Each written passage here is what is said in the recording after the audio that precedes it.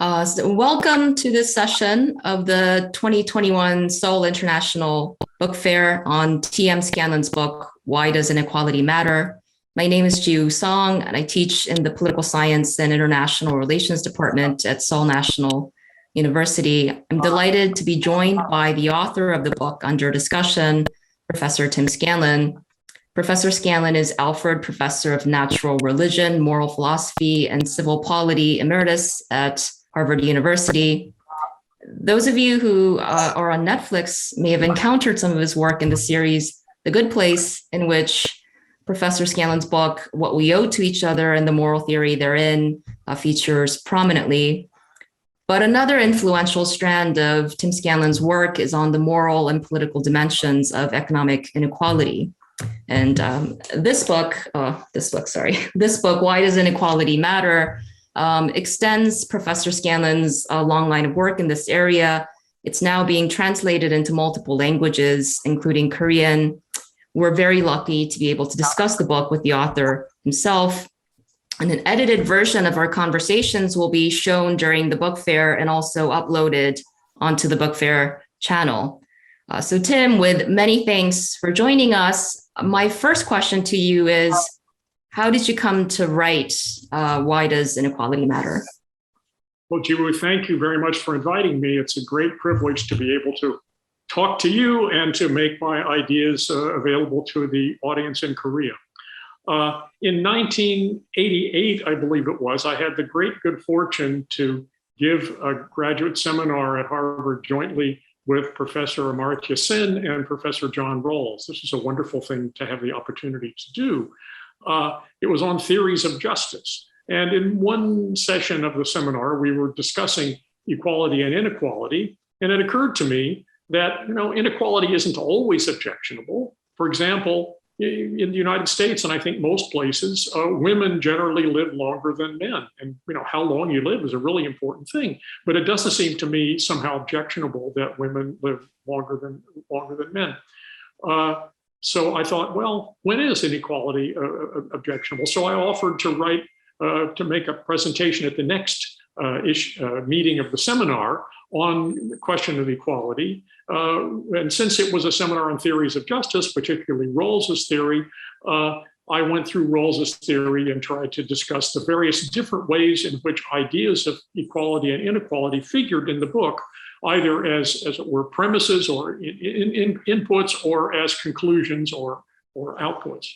I didn't publish that paper. Of course, it was just a seminar paper. But in 1996, I was invited to give something called the Lindley Lecture at the University of Kansas, which is published in little pamphlets. It's a funny kind of thing. So I gave that lecture on with the title "The Diversity of Objections to Inequality," which was a development of my original seminar paper. And I went on working on the topic after that, teaching it and writing a series of papers that got longer and longer.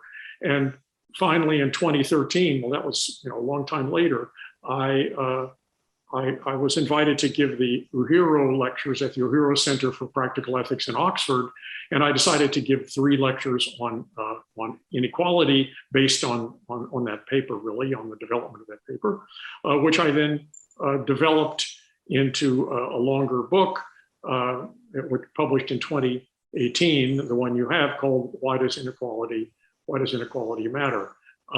So you can see that the ideas in this book were a long time in being generated, although the book is still very short, as books go. A lot of work went into it.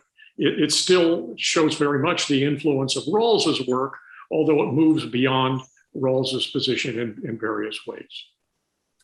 Right. So your last point interests me, and I suspect many people here in Korea, partly because you may be interested to know, Rawls is now taught in secondary schools in Korea, Rawls's theory of justice, that is. So I was wondering if you could say a bit more about the ways in which your view moves beyond his. Well, the first way in which my view is similar to Rawls is in sharing his idea what he calls the basic structure is the fundamental subject of justice. And by the basic structure, Rawls means the constitution and political system, but also the basic economic system, the laws of property, contract, corporations, and tax law as well. And his view holds that economic outcomes are just if they're produced by a basic structure that has that satisfies the right conditions. In this respect, his view is in my view, a procedural view. That is, the justice of outcomes depends upon the justifiability of the procedures that produce it. In that respect, at a very abstract level, it resembles a laissez-faire economic view, according to which outcomes are just if they result from the operation of a free market. But on the other hand, it's very different from a laissez-faire economic view in imposing strict egalitarian conditions on what a basic structure has to be like in order for the outcomes that it generates to be just.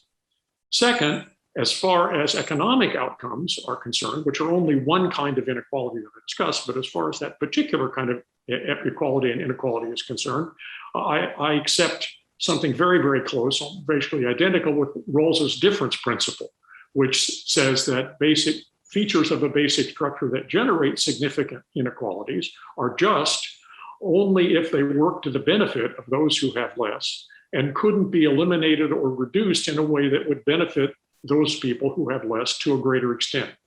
So I share that view, although I arrive at it in a different way than Rawls does. That is, I don't rely on the idea of choice in an original position behind a veil of ignorance, but I arrive at the conclusion by something closer to a direct moral argument.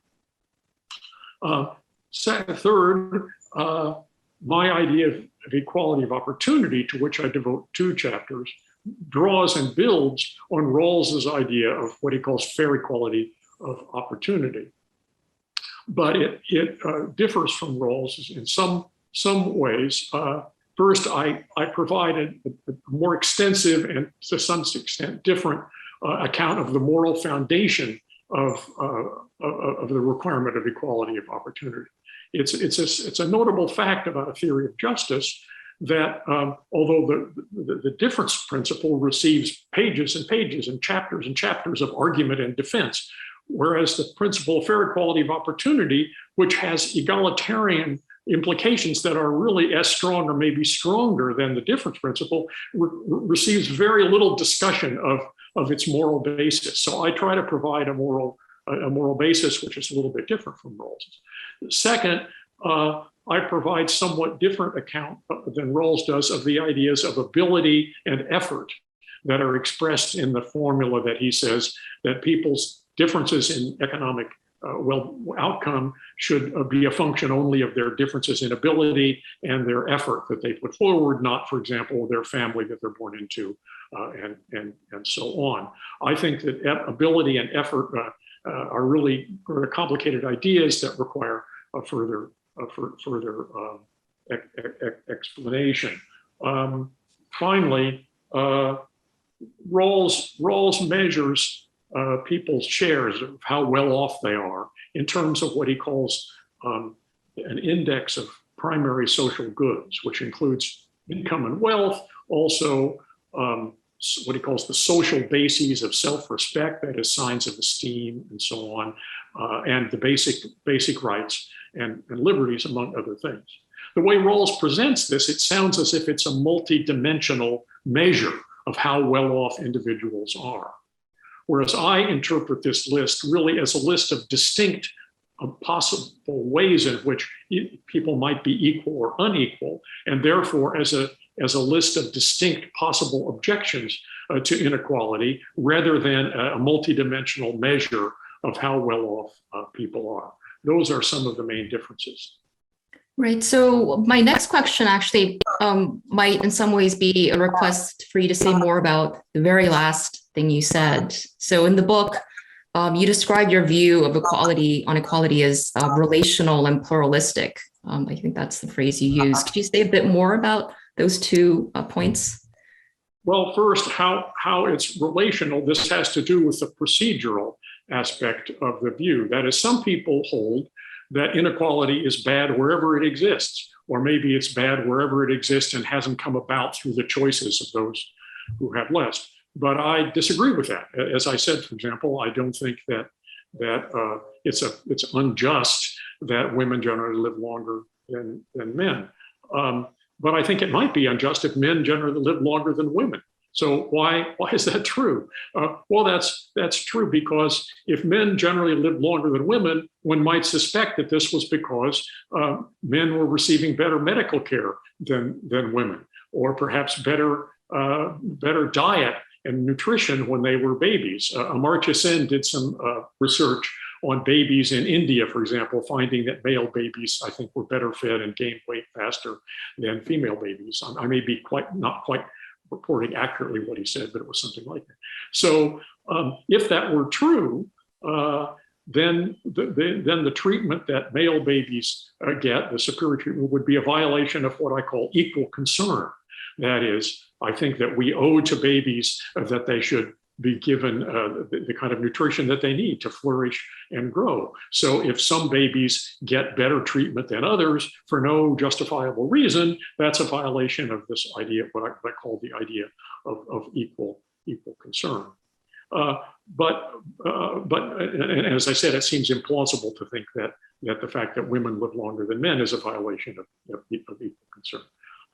But not all objectionable forms of inequality, including economic inequality, have that same basis. For example, differences in income and wealth, I think, result from features of the economic system that favor people who occupy certain roles and give higher rewards to people who occupy one role as opposed to the rewards that go to people who occupy for another role in a way that isn't justified. It doesn't satisfy the difference principle.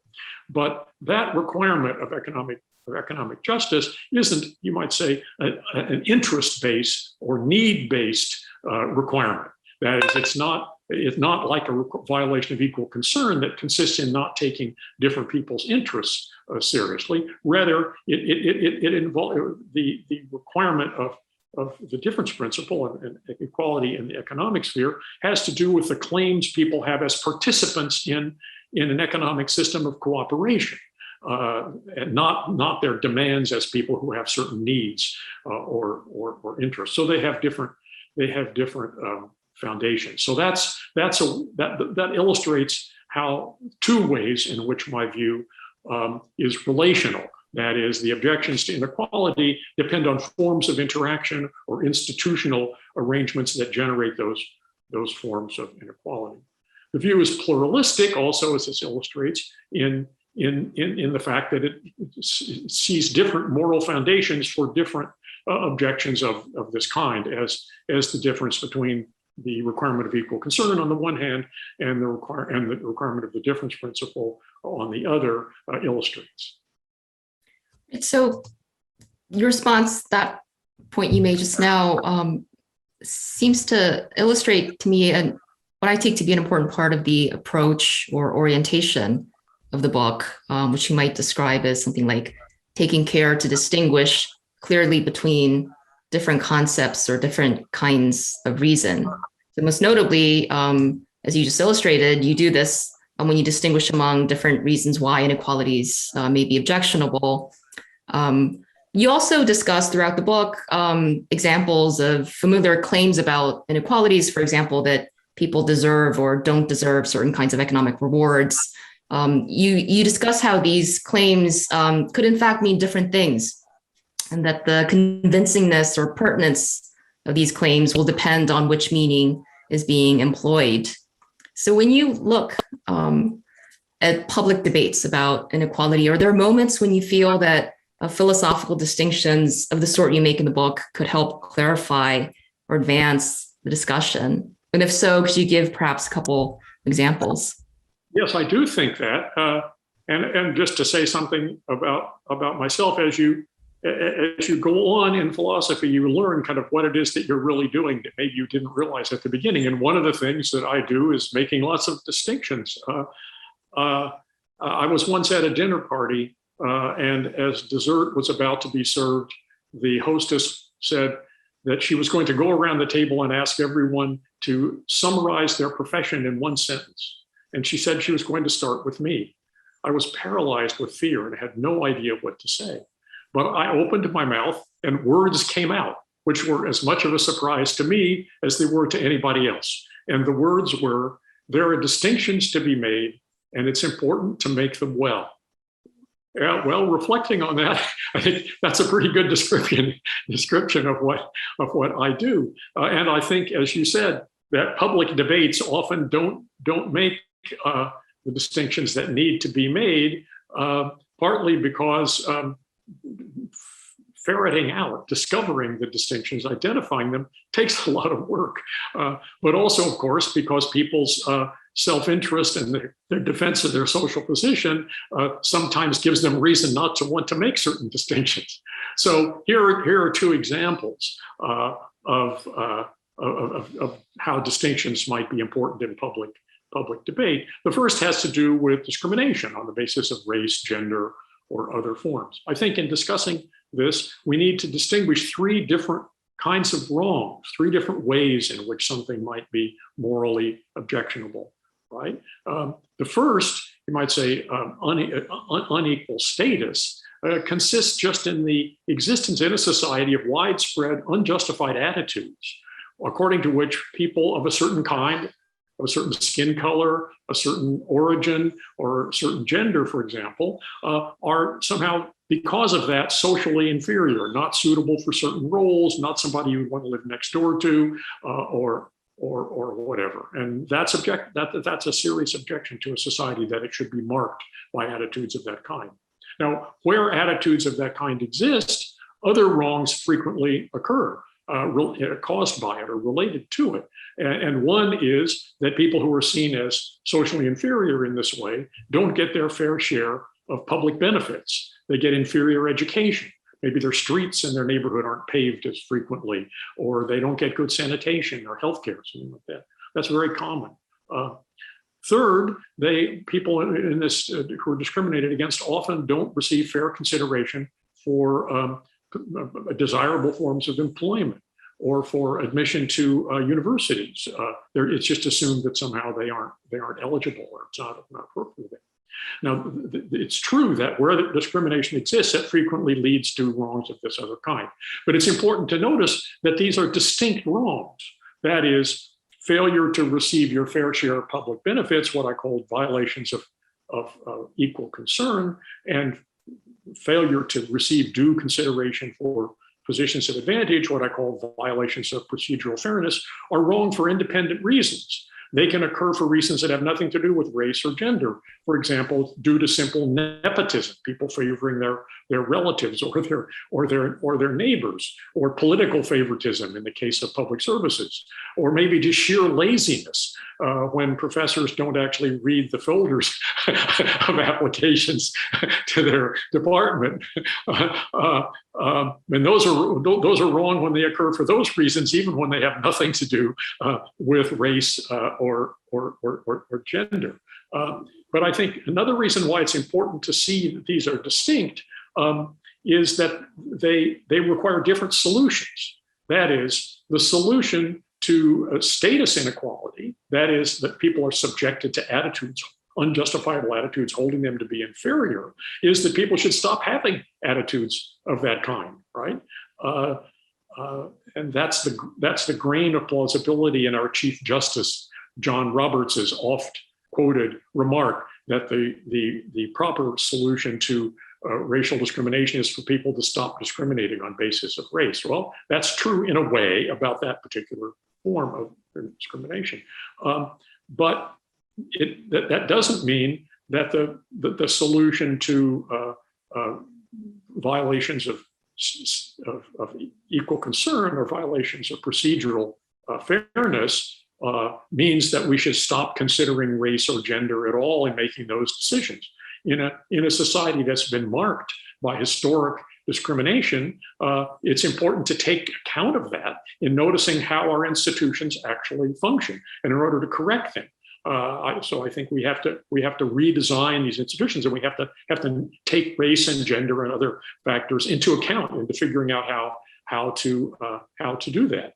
I mean, it's a legitimate goal of educational institutions, I think, to produce more women graduates and more graduates of racially discriminated groups, so that they will function in society in positions of influence and authority, thereby helping to convince people that people of that kind are just as able to perform well in those positions as anybody else, right? That's an important, so perfectly legitimate goal.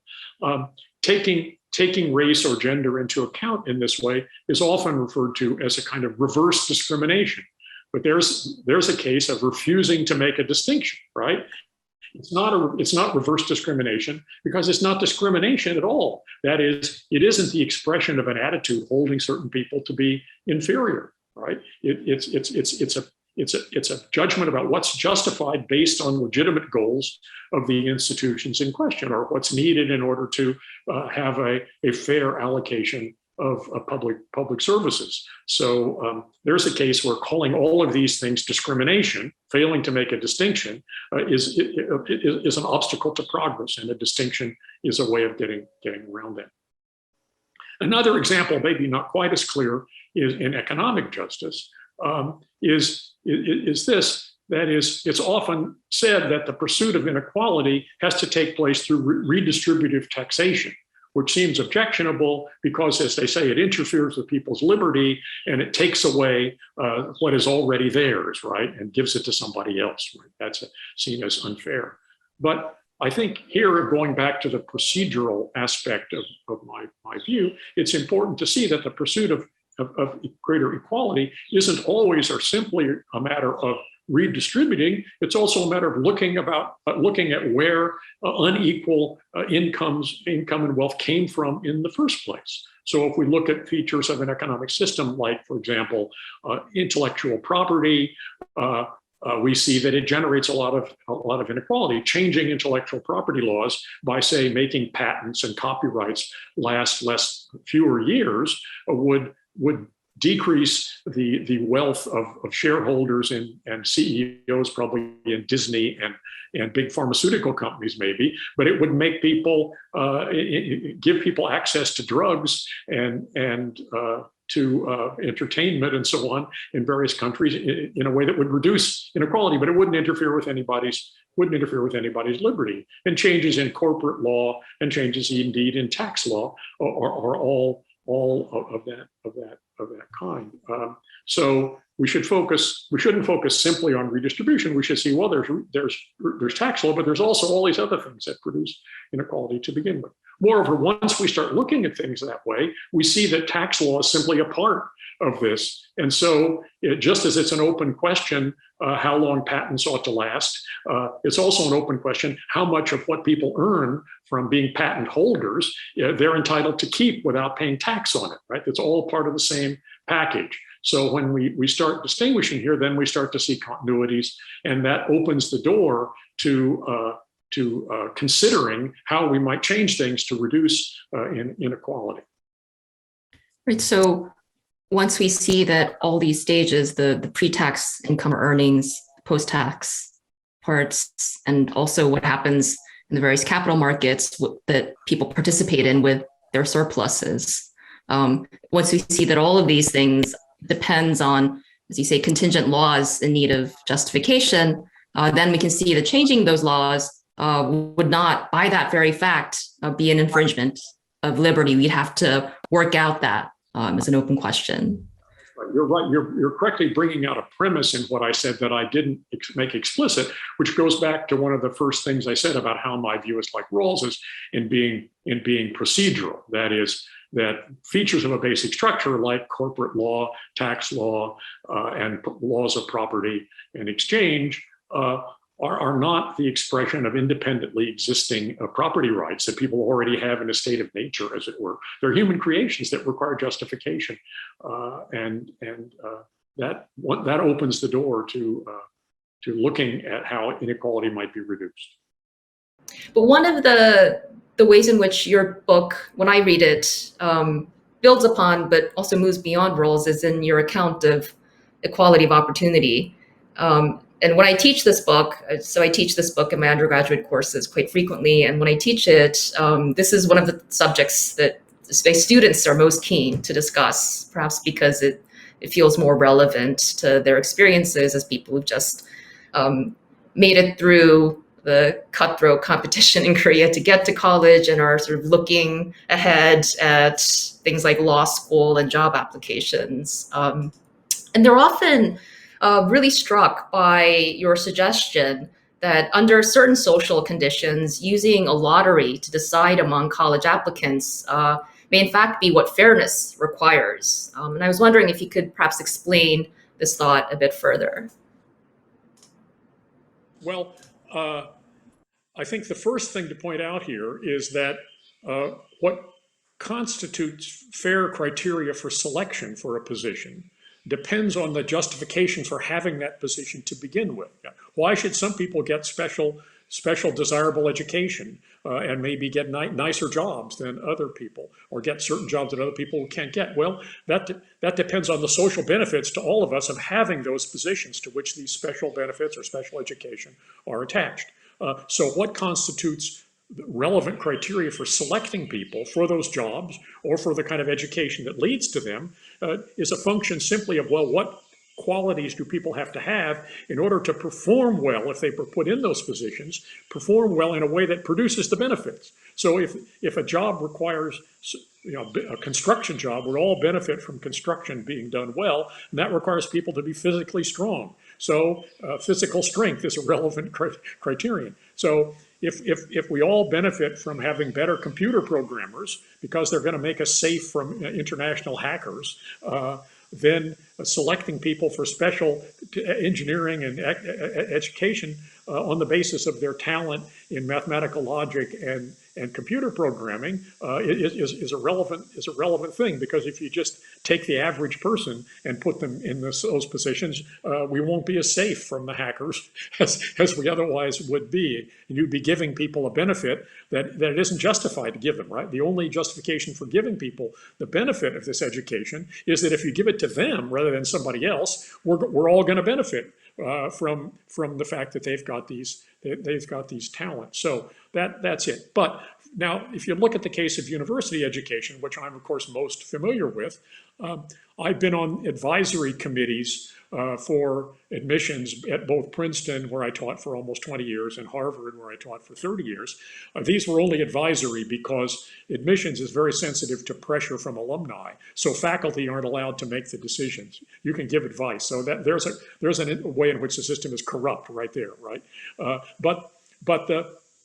But the university bureaucrats who are actually making the decisions, they want to think of themselves as making rational and fair decisions, okay? So they look at this pile of applicants and they see that some of them, judged on the basis of their grade point average, their teachers' letters, and maybe their scores on standardized tests, really are unusually talented in the relevant sense. They just stand out from the rest. So obviously we ought to accept them. But if you go down the list, there's a larger pool where it's harder to tell. Particularly you're assessing 17-year-olds, and people are going to develop a lot, right? It isn't quite clear.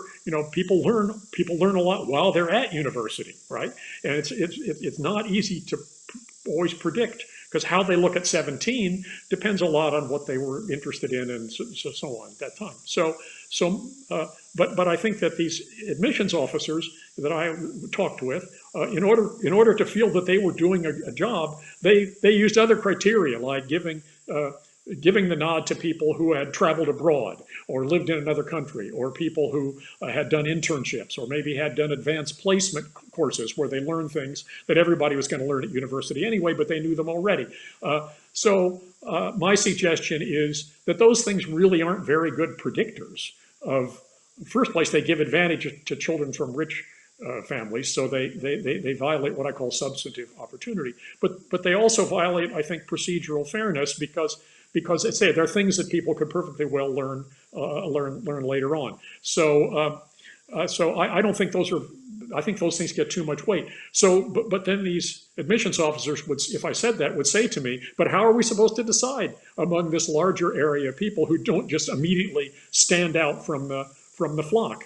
And so I've come to think, well, maybe you should have a lottery. They all look good enough, right? That you have a floor and a ceiling, and you take the people above the ceiling and you eliminate the people below the floor, and you got this big group of people and you give them all a chance. I don't think I'm not certain that that's required by justice, but I think it ought to be given more credence than it normally is.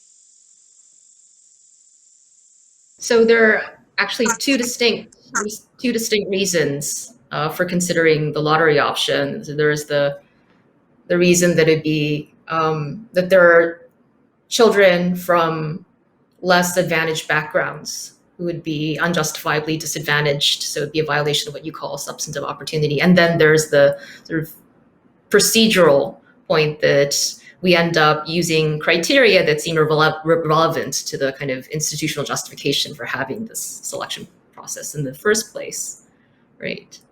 And I wanted to ask a bit more about this idea of substantive opportunity, which strikes me as really important, but it's presented for me in my thinking a lot of difficulty. So this is the requirement that it must have been the case that the failing candidate in some competition for opportunities was not disadvantaged because of inadequate access to the conditions that would have allowed her to become competitive in the selection procedure.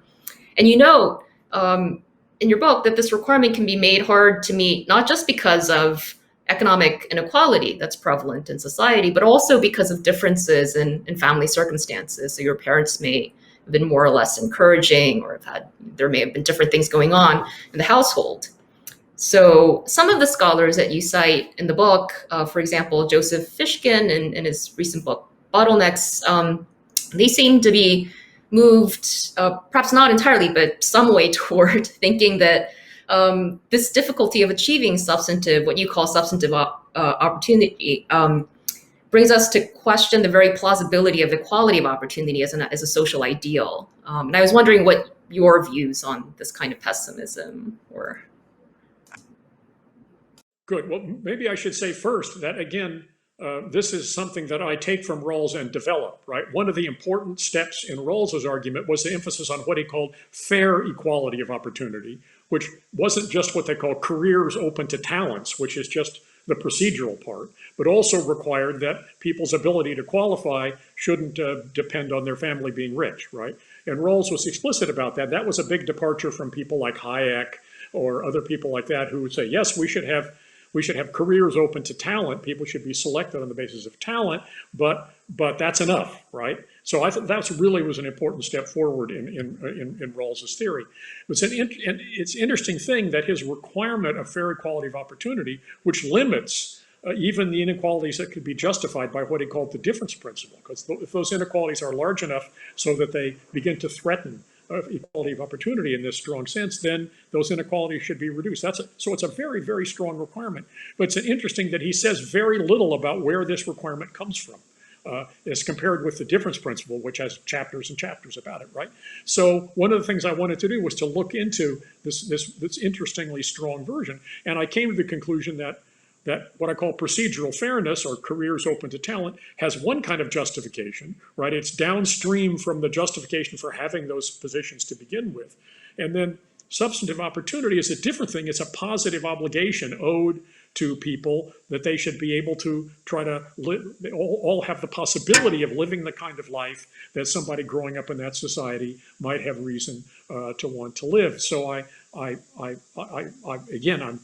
just wanted to acknowledge my great debt to Rawls, but to say that what I was doing in separating these was to try to go deeper into what seemed to me to be his idea. But as you say, and as I say in my book, procedural fairness is already very difficult to achieve, and it's achieved much less fully than people commonly say that it is, as my example of the Harvard and Princeton admissions committees indicates. Right? The problem there isn't that they're giving favoritism to minority students, as is sometimes complained about. They're giving favoritism to children of donors and people who can play hockey reasonably well and things like that. Which seem to me not good ideas. So procedural fairness, even procedural fairness, hasn't been achieved all that well. But substantive opportunity is really difficult to achieve, not only because of economic inequality. Even in an egalitarian society, some families would save up their money to invest in special training for their children, and others wouldn't. So you can't even out those differences. But I think at that level, that's something you just got to live with, because there's a good case for trying to give people substantive opportunity as best you can, and there's a good case for trying to achieve procedural fairness, because it's one of the few checks on nepotism and favoritism of all kinds. So I think those are both important, even if they can't be fully achieved. But I will say that I think Joey Fishkin's book is a terrific book, and I recommend that people read it. Great, and it's I believe it's recently been translated into Korean as well, so at least Korean audiences will have access. But would you say, so I gather then that then one of the questions that will arise is how we handle or how we decide whether and how much interference or restructuring of the institution of the family would be justifiable in light of the ideal of trying to realize substantive opportunity. And that would be, unless we're going to go in the direction of dismantling the institution of the family, which I gather is also something that you think is not ultimately feasible, or maybe. Well, that's exactly right, Jiwoo, and I'm embarrassed to say I don't have an answer. It seems to me it would be very, very, very, very difficult. Not because I think that the nuclear family is sacrosanct or something, but also a lot of the differences are cultural. That is, different families in different cultural and religious traditions value different things, and people's opportunity to live in accordance with their values is not an inconsiderable value. So I'm embarrassed to say that I don't have an answer to that question. I think, as I said, I think that substantive opportunity requires not only that people have the opportunity to get the right kind of training should they choose it, but also, insofar as possible, they should be put in a good position to decide whether that's something that they would like to pursue. And that's important not only to achieve equality of opportunity, but also it's important for them to be able to be put in good position in order to decide how to live their lives. So when we're talking about these difference in family values, that's what that's really the dimension that we're talking about. And I think there are things you can do there that don't involve interfering in the family. That is, public statements that girls can do mathematics too, and emphasizing the interest and importance of degrees in accomplishments in mathematics and engineering for everybody, and so on. The public culture affects it. So you shouldn't think that the only way to try to achieve this would be to try to dictate what families can say to each other at the dinner table. But staying on this theme of actual political concrete controversies, I was struck by how rereading the book very recently again in preparation for this conversation, I was struck by how your discussion of opportunities and talents in the book proceeds, but is in many ways relevant to these debates that have been triggered recently by these recent books on meritocracy. So two books that come to mind are Michael Sandel's Tyranny of Merit from last year and Daniel Markovitz's Meritocracy Trap from the year before. And you in your book discussed the topic directly, for example, when you were talking about Michael Young's dystopian outlook on how efforts to realize a perfect meritocracy might go wrong. And meritocracy has been a bit of a buzzword in Korea recently. So there have been these debates for and against. So on the one hand, there are people who find compelling these recent critiques. They argue that meritocratic distributions of opportunities scarce opportunities result in social fragmentation. It sort of breeds a technocratic elite, breeds hyper-competitiveness, and also a kind of a warping of people's self-esteem, where they become overly dependent on how well they do in these various meritocratic competitions. And then there are, on the other hand, people who are suspicious of these critiques and argue that merit-based selection, which is often operationalized here, is something that's quantifiable, like standardized test scores or grade point averages. So their view is that this is the closest that we can get to achieving fairness, especially in light of, say, Korean society's long history of nepotism. So there's this raging debate, and I was wondering if you could say a bit more about how the arguments in your book might be brought to bear on these questions about whether and how merit-based selection can be justifiable. Yes, well, I naturally think that the argument of my book provides the moral foundation for things like Sandel and Markowitz's critiques, although I might not always agree with them in detail. But here again, I think it's important to start with the justifiability of the positions to which special advantages, economic rewards, prestige, opportunities are attached. Maybe part of the objection is an objection to having those positions to begin with, or attaching such importance to them. I'll come back to that. But if it is justified to have these positions, that is, special positions for trained computer scientists and other people, doctors and so on, then it follows that it's better that people should be selected for those positions on the basis of the relevant talents, and also better that people should in general have the opportunity to develop those talents should they be able to do so. So procedural fairness and substantive opportunity seem like indisputable good things, as far as I can see, provided that the inequalities that they're competing for are themselves justified.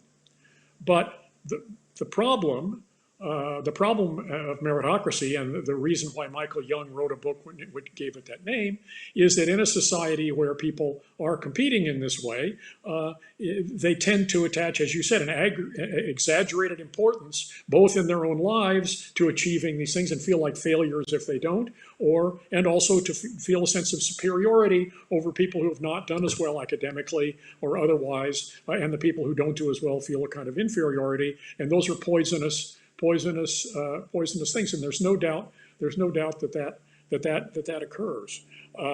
Now, what I say in the book is going back to what I said in the beginning about discrimination and so on, that the tendency to overvalue academic accomplishment and success in business or whatever it might be, and give a kind of greater social standing and social importance to people who succeed in those ways, people not, that's like racism or sexism, right? It's a matter of attaching exaggerated importance for our social relations with people to the fact that they have succeeded in a certain way. It might be a good thing to succeed in that way, but it doesn't make people who don't succeed in that way somebody whom you wouldn't want to have in your country club, or wouldn't want to live next door to, or whatever it might be. So you might say, we should say about this what we say about racism and sexism, that it would be better if people simply didn't do that, didn't have those, as it were, discriminatory attitudes. But the situation in the meritocracy case is much more complicated and difficult than in the case of things like racism and sexism, because it's a good thing for people to value academic attainment. It's a good thing. It's important for the society that people should acquire skills that we all benefit from. It's important for fair equality of opportunity that they have the opportunity to do that, and it's important for their own lives that they be able to realize and enjoy the realization of talents that they have. So we don't want people to simply stop caring about doing well academically. We want or succeeding in other kinds of legitimate competition. We want people to value those things, and they should value. So the question, it's a more delicate one of how to have people care about them in the way that they should care about them without exaggerating both in their own personal lives and in their sense of their standing relative to other people, exaggerating the importance that they have. As you mentioned in an earlier email conversation that we had, Jiwoo, this is very well brought out in Kazuo Ishiguro's recent book, Clara and the Sun. I recommend this book, not as people often say, it's a book about artificial intelligence or science. It's kind of a science fiction book, but I think it's really a book about the poisonous character of meritocracy, because the parents and the children in this society are described as being obsessed with whether their children are going to be, as they put it, lifted, which means whether they're going to qualify for moving up to the next higher stage of academic competition. And this makes them miserable personally because they overvalue success and failure in this dimension, and also leads to poisonous kinds of hierarchy. And Ishiguro brings this out very well. Very much along the vein of Michael Young's book from back in the 1950s in Britain. But he's a better writer, so it's more gripping. But it's interesting, there's one character in the book, you can remind me of his name. There's one boy in the book who's kind of opted out of this. That is, he's interested in engineering and technology for its own sake. He likes to build things. And he doesn't care whether he's lifted or not. He's not actually taking part in this particular competition, but he's trying to accomplish. So he's, to that degree, although there are other problems with him, but to that degree, he has the kind of attitude that you would want people to have without having the deleterious, social attitudes or feelings of exaggerated success and failure on his own part. So it's a good example, but it's extremely difficult to figure how to do that. Let's see. There are several other things I wanted to say about that, if there's time. One is that if you attach economic rewards to these positions, then insofar as money is a big indicator of social prestige, that sort of raises the stakes, right? And so that's another bad effect of having too much money assigned to these things. But it's also interesting why worries about meritocracy arise more in some domains than in others.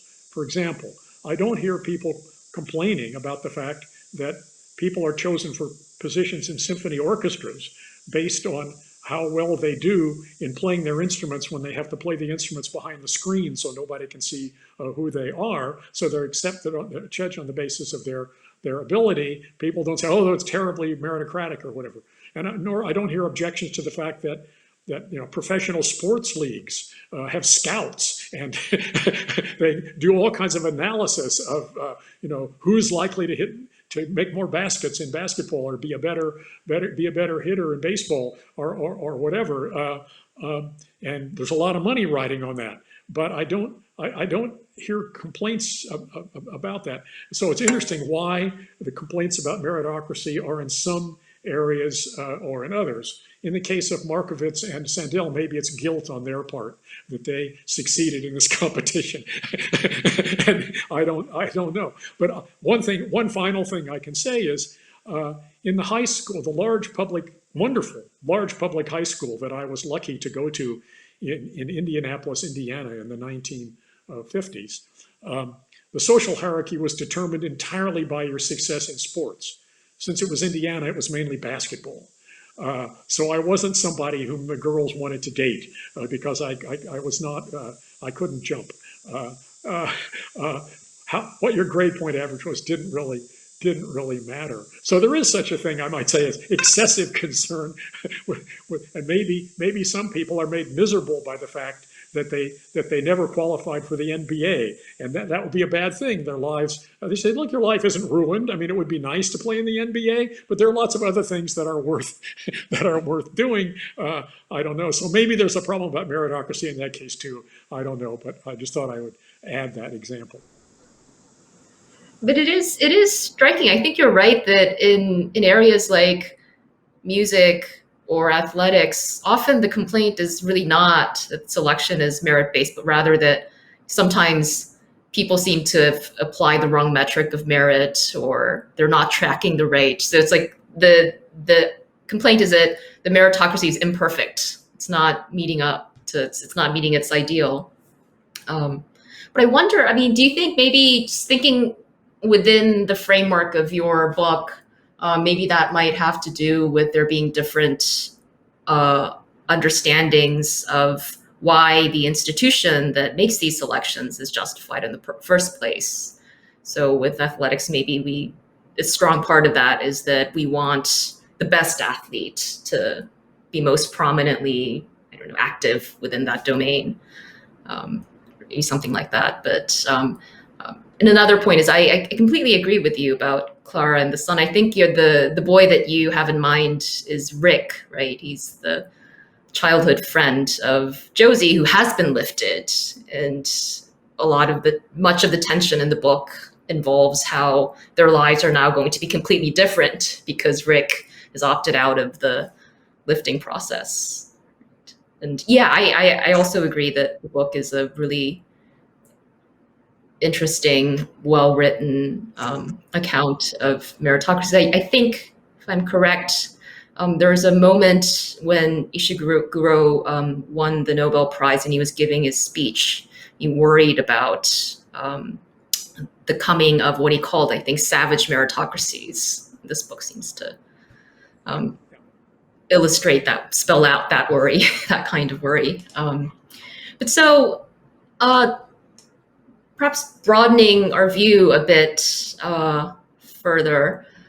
So your book hasn't been out you've been working on these questions for a really long time, but this particular book has been out for a few years now. But even in that relatively short period of time, it feels to me that like economic inequalities and sort of the various problems that we associate with economic inequalities have been getting worse, or at least less avoidable across the world. We've been forced to pay more attention to them. I was wondering if there are particular phenomena or policies or social forces at war that especially worry you, or ways in which you think that we ought to be responding, or maybe particular actors ought to be responding, things that have been troubling you in this domain. Troubled by the inequality, and I think that a dose of pluralism is a good thing. That is, we should be, in looking at inequality, we should be concerned both with the features that allow people to become as rich as Jeff Bezos on the one hand, but also look at the factors that are holding down the incomes of people lower down, which include some discrimination, but also things like constraints on unionization and interference with workers' ability to bargain, and so on. So you have to look at a lot of different things. I don't, I'm concerned about it. I don't have a particular answer.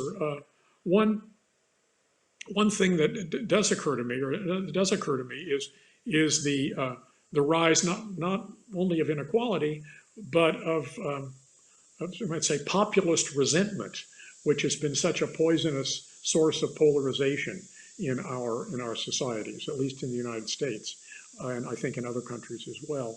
And it's interesting that this doesn't seem to be fueled by resentment of the rich. In some ways, it seems to be fueled by resentment of people who want to combat inequality. In particular, resentment of people who want to combat inequality in the form of discrimination against minorities or poorer people. So it's kind of middle-level people who talk about inequality because that's something that they're going to take away from me. But that's part of it. So it's an interesting. It poses a problem for people who want to combat inequality about how to pursue it. So it's a dilemma. It's a dilemma for the Democratic Party in the United States, for example. You don't want to abandon the poor and the minorities by failing to emphasize in your program the need to combat discrimination and redress unequal provision of public benefits, and acknowledge that there has been unequal provision of public benefits. The Black Lives Matter movement, public safety is unequally provided. So on the one hand, you can't abandon that, but on the other hand, how do you emphasize that without making people angry because they think that they're being attacked, or that you're threatening them by telling them that they're bad, they're racists or whatever. It's a delicate problem there, and I don't think my view casts any particular light on it, but it brings out the problem of how do you. It shows that people, in a way, it shows that people care about the justifiability of their institutions. They don't want to hear claims that our institutions are unjust, even if rendering the injustice would benefit them in some way. They're very sensitive to that kind of, it's like touching the third rail of politics or something. They're touching a sore. It's very, very, very bad. So hard to negotiate that. The other thing, though, is that, going back to what we said about meritocracy, is that in the United States, at least, it's hard to tell exactly how to understand this polarization, but it seems to take place, among other things, fairly largely along educational lines. So one wonders whether it's related to the worries about meritocracy, that is, people either feeling or being ready to be convinced by politicians who want to manipulate them that the people who've succeeded academically and in other kinds of competition are looking down on them and regarding them as inferior, even if they aren't. Probably the richer people aren't thinking anything about them at all, right? But these various Republicans want to say, oh, these down on you, they don't respect you, and so on. But in order for that to be an effective political move, there has to be some kernel there, sensitivity, which they can enliven. So again, it's something that I think the factors that we've discussed help us to understand, but they don't necessarily give us any guidance about what we can do about them. I mean, maybe I'm inclined to think this because of my training, but it seems like the job of distinction making, the role of distinction makers is nothing here. It seems when I say watch people debate these things on television, it seems like, oh, I think something along the lines of what you said at the dinner party. Distinctions here. That as a distinction maker, it drives me crazy to hear people make arguments that ignore these distinctions, right? Right. But it's a problem about philosophy. It's a problem about philosophy, and I don't think this is. Maybe you'll say this is just an excuse for me, but that the value added of hard work in philosophy, if it largely lies in making the right distinctions and seeing that things that look similar are actually different in some way. That's where the value added lies, but it's rather difficult to get people to see that unless they're worried about the problem to begin with. If people come to the book worried, but yes, I've always been curious about why is inequality bad as opposed to just poverty being bad, right? That's a question I've always wanted to know the answer to, but I came to the subject with that question in mind, but most people don't. So it's a hard sell. Unlike scientists, if scientists discover that a certain enzyme is crucial to the development of a certain cancer, people immediately say, oh, that's great, right? They don't have to know what went on in the laboratory. But in a certain way, in order to appreciate the value added of distinction making, you've got to somehow be drawn into the kind of activity that's actually going on in the philosophical laboratory yourself, which is bleak. Well, I like to think that the people who are tuning into this, at least, or attending this book fair, will have some degree of curiosity in these sorts of questions. So in light of the nature of this event, my last question to you is whether you could perhaps recommend a few books from any genre that a reader who is curious, who wants to deepen their understanding of the themes of this book might benefit from reading. In philosophy, of course, we've already mentioned John Rawls' The Theory of Justice, which I think is a monument that people really ought to read. On the question that we were talking about under the heading of meritocracy, I think Jean-Jacques Rousseau's 18th century discourse on the origins of inequality is another kind of monument in the subject. He has a fatalistic view. He thinks that the desire to value various kinds of distinctions is itself a disease and we should just get rid of it. And I've said I don't think that. But anyway, Rousseau's, it's a great thing on this. Among contemporary writers, of course, there's There's G.A. Cohen, who has the kind of view I mentioned at the beginning, that inequality is bad in itself. And he has a lot of books on this, but a short one called Why Not Socialism is a very readable argument for the idea that it's simply bad if people have different fates through no fault of their own.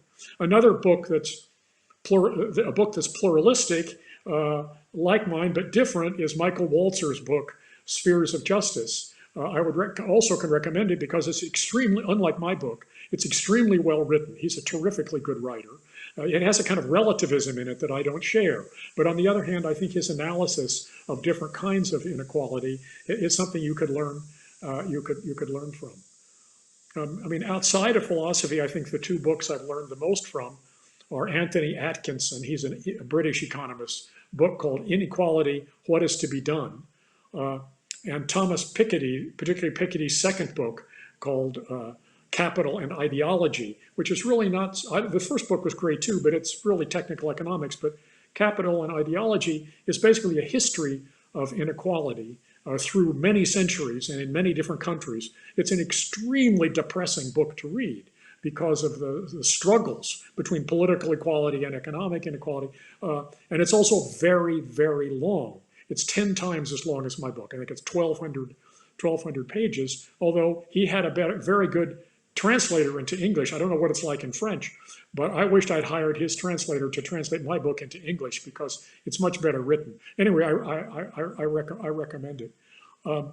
Outside of philosophy and economics, we already mentioned Ishiguro's Clara and the Sun, which I think is a good book. And Michael Young's Rise of the Meritocracy, which is rather similar from the British 1950s. I mean, he actually wrote that as a kind of a cautionary tale about the efforts in Britain after the Second World War to reform the educational system, which tried to do away with class distinctions. And he wasn't against this, but he was saying, you better watch out. This can lead in a bad direction. I was just thinking about other books. One that came to my mind having to do with the COVID-19 and the pandemic is Daniel Defoe's rather long book, A Journal of the Plague Year. This is a book written by the man who wrote Gulliver's Travels. It was written in the early 1700s, but it was a very well-researched historical novel about the plague of London, the bubonic plague of London in 1665, I think, something like that. So it's describing a plague in a society very different from our society. I mean, this is a century before the Industrial Revolution, right? It's a very, very different society. Nonetheless, if you read the first 30 pages of the book, the way in which inequality is manifested and exaggerated by the plague is extremely gripping. So just those pages are worth looking at. He describes how the rich people immediately leave London and go out to their country estates where they'll be safe. The tradesmen and shopkeepers have to stay in the city and are very worried about keeping their businesses going.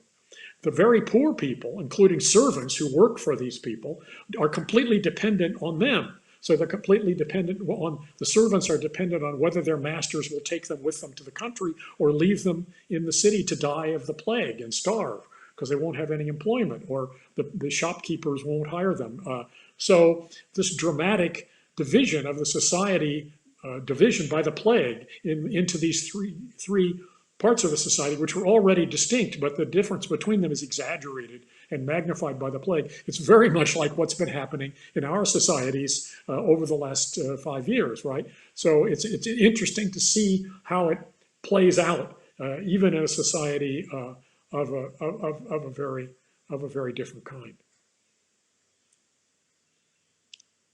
I haven't read the whole book, so I can't tell you how it ends. I think those are wonderful suggestions. The only thing that you said that I disagree with is about how well written your book is. As someone who's read the book multiple times, I contest your claim. I think it's a very clearly written book. And it also has the benefit of being very succinct. So I recommend that book in addition to all the books that you've recommended. I'm sure that the Korean translation will be very well written because you're writing it. Well, we'll see about, you can read it and let me know later on. Oh, yes, wait, there was one other book I was going to mention, just to try to get more international context. One of the writers that I mentioned in my book is Shi Wei, the Chinese philosopher. His papers on poverty, I think, are very important about the different ways in which poverty is related to inequality. But at the level of books, his first book, which was called Dialectic of the Chinese Revolution, from utopianism to hedonism. It's not exactly a philosophy book, but it is very philosophical, but it's very interesting study of the way in which moral ideas figure in making a society function, how the moral ideas and political ideas were essential to keeping the communist society functioning in the years of Chairman Mao, and how that changes when people come to question those particular values and shift to a different value. So it's very interesting in that dimension. Also interesting because it talks about the place of ideas of inequality in a different kind of society.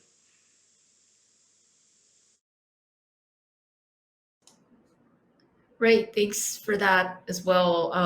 Chi Wei has visited Korea on a number of occasions within academic circles. I've always wanted him to reach a more popular audience because I admire his work as well. So I'm glad to see you recommending his book.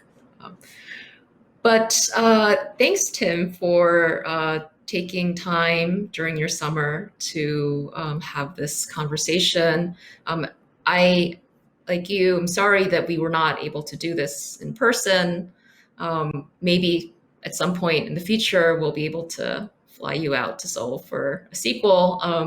In the meantime, thank you so much for this conversation. I learned a great deal. I'm sure anyone watching will do so as well. Thank you very much. It's a privilege to be able to see you and to talk to you and answer your excellent questions, and also to have an opportunity to address an audience in Korea. It was a real thrill for me to be able to do it. Thank you all very much. Thanks.